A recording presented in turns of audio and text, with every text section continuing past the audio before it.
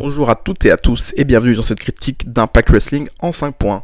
Je commence cette vidéo avec une toute petite pub pour vous dire que ceux qui n'ont pas vu la vidéo précédente concernant NWA Power, vous pouvez l'aller visionner sur la chaîne La Taloche, hashtag la chaîne qui claque toujours. Et pour ceux qui s'intéressent qu'à Impact Wrestling, et il y en a qui s'intéressent qu'à Impact Wrestling, je vous souhaite une bonne vidéo. Et on commence tout de suite en 5 points.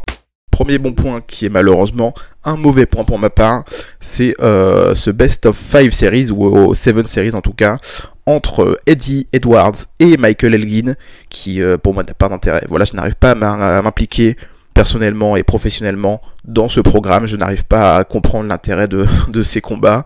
Voilà, ils font des combats très corrects, hein. Malheureusement, je ne suis pas intéressé par ce qui se passe. Donc voilà, je suis un petit peu déçu par ce programme. Eddie Edwards, depuis son changement de personnage, je m'attends pas du tout à le voir faire vraiment du in-ring, vraiment de la bonne performance in-ring.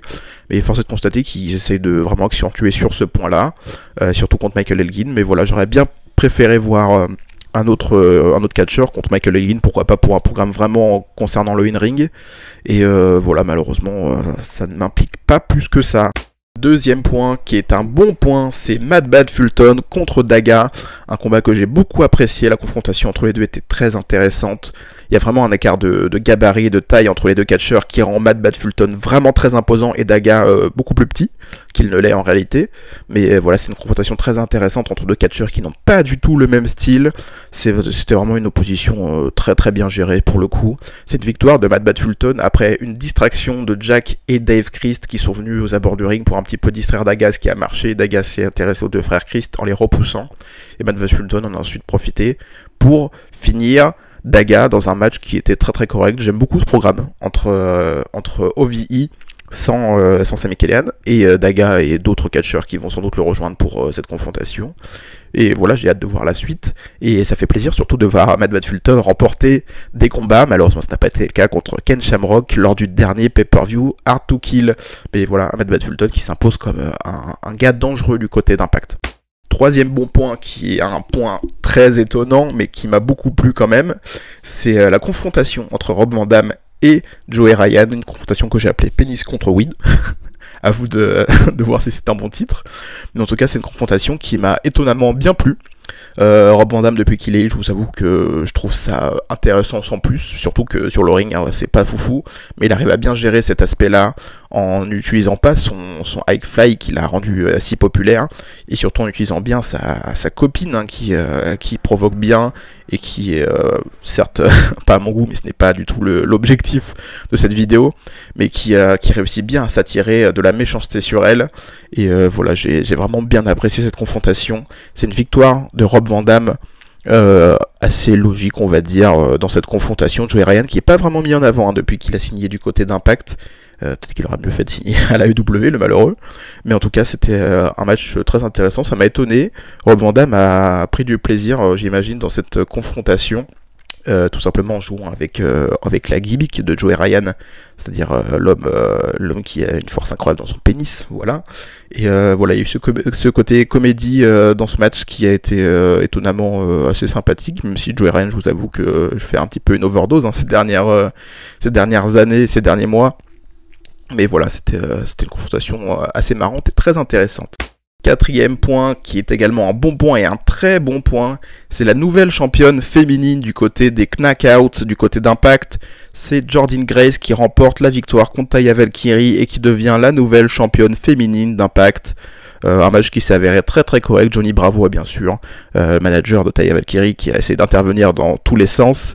Et Jordynne Grace, tout simplement grâce à sa force, elle a réussi à la repousser avec un magnifique d'ailleurs senton en duo de la troisième corde directement sur Johnny Bravo, qui essayait de protéger Taya Valkyrie. Donc du coup voilà, il y a eu beaucoup d'émotions après la victoire, après cette prise de titre de Jordynne Grace. Mais voilà, j'ai vraiment apprécié ce match et surtout cette victoire. On va passer à autre chose. Du côté de la division féminine, Taya Valkyrie était un petit peu, on va dire, transparente. En tout cas, j'ai trouvé son règne assez transparent. Et voilà, Jordynne Grace, c'est vraiment une catcheuse que j'apprécie énormément.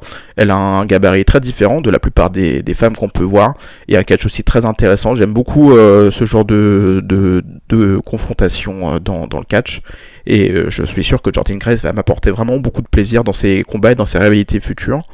Que devient Taya Valkyrie? On ne sait pas, est-ce qu'elle va rejoindre son mari? John Morrison, qui est désormais retourné à la WWE du côté de SmackDown. Est-ce qu'elle va rejoindre la WWE également? Je ne sais pas. Je vous avoue que je trouvais ça un petit peu étonnant, mais pourquoi pas. Est-ce qu'elle va continuer du côté d'Impact et essayer de reprendre son titre? Est-ce qu'elle va faire un autre programme? Pourquoi pas? Est-ce qu'elle va partir à la W? Est-ce qu'elle va venir à la PC? Nous ne savons pas. Dites-le en commentaire ce que vous en pensez. Et on a hâte de voir la suite. En tout cas, du côté des Knockouts, ça redynamise la division qui en avait un tout petit peu besoin, même si c'est pas la division la plus à plaindre du côté d'Impact. 5e point, et qui est un point, on va dire, hors du show, mais qui, malheureusement, je trouve que c'est un très très mauvais point. Et d'ailleurs, c'est assez étonnant parce que le point précédent, c'est en rapport avec, j'ai trouvé le point précédent, pardon, très bon. C'est le 5e point, c'est un mauvais point, et c'est l'intérêt du titre Knockouts désormais. Que devient ce titre Knockouts? A-t-il vraiment de l'intérêt, étant donné que maintenant Tessa Blanchard, je le rappelle, est la championne du monde d'Impact? Pourquoi Jordynne Grace n'est pas tout simplement allée confronter Tessa Blanchard? Est-ce que le titre Knockouts est vraiment utile désormais, maintenant que le intergender est mis en place du côté du titre mondial? Voilà, c'est pour moi un gros point noir. Mais ça revient avec ce que j'ai dit les précédentes semaines, hein, autour de Tessa Blanchard et de l'Intergender. Même si c'est très bien fait du côté d'Impact, ça pose vraiment des soucis désormais de voir le changement de titre qui est très bien du côté de la division féminine, sachant que la championne, enfin en tout cas que le titre mondial est remporté par une femme. Donc pourquoi est-ce que des femmes viennent pas confronter Tessa Blanchard? Voilà, c'est malheureusement, voilà, on se comprend, hein, on sait tous la vérité, que c'est un petit peu difficile maintenant de mettre que des femmes autour du titre mondial, mais du coup le titre Knockouts devient inutile en quelque sorte. Donc voilà, malheureusement, c'est mon dernier point et mon gros point noir, même si je pense, et en tout cas j'espère, que le titre mondial va retourner du côté d'un homme. Et voilà, mais en fait, même après, s'il retourne du côté d'un homme, je me dis, en même temps que je suis en train de vous parler, que malheureusement, Tessa Blanchard, revenir sur le titre Knockout, ça fait un petit peu nul. Voilà, donc, advienne que pourra, l'avenir nous le dira, les vainqueurs écrivent l'histoire, comme diraient des célèbres rappeurs. On se quitte ici, on se dit à la semaine prochaine, si vous écoutez qu'Impact. Si vous n'écoutez pas qu'Impact, on se dit à très bientôt pour les critiques d'AEW et de NXT, toujours en 5 points, je le rappelle. N'hésitez pas à partager cette vidéo et à commenter cette vidéo si jamais ça vous a plu, à me faire vos retours si jamais je me suis trompé, ça arrive à tout le monde et surtout à moi d'ailleurs. Et si jamais vous avez des débats à faire, je suis toujours disponible sur les réseaux sociaux @lataloche pour cette chaîne YouTube, mais je suis surtout plus disponible, sur mon Twitter personnel, c'est taophilpw, TAOPHILE, et PW pour Pro Wrestling. On se dit à bientôt ou à la semaine prochaine, et soyez toujours fiers d'être fan de catch, même si vous êtes fan d'Impact, surtout, voilà.